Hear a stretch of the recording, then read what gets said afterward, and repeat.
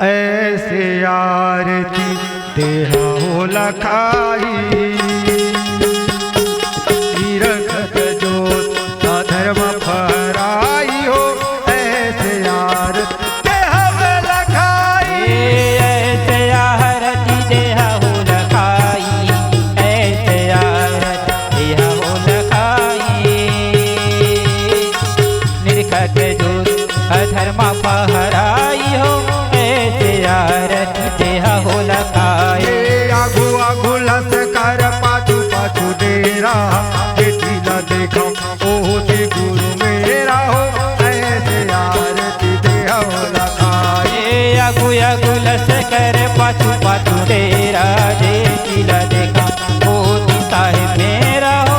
ऐसे आरती देहा हो लखाई। कहावनी हाँ छरनी जी कर जोरी, जतिल देखो साहेब बंदी छोरी हो। ऐसे आरती देहा हो लखाई, गाँव निहार शरणी जे कर जोरी, जे तिला देखा ओ दी साहिब मोरी हो। ऐसे आरती देहा हो लखाई। पाँच बरन कर गैला तुहावा, सित बुरस्मा गुरुला भोगे लगावा हो। ऐसे आरती देहा हो लखाई, पाँच बरन कह गैला दुहावा, से गुरस्मा भोग लगावा हो।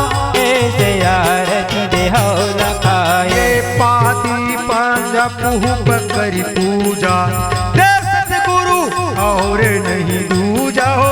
ऐसे आरती देहा हो लखाई, पांजी पांज पुह गई पूजा, मेरे सतगुरु और नहीं दूजा हो। ऐसे आरती देहा हो लखाई। अनधन लक्ष्मी देवा भरपूरा, कल कलंकल मिटो गुरु मेरा हो।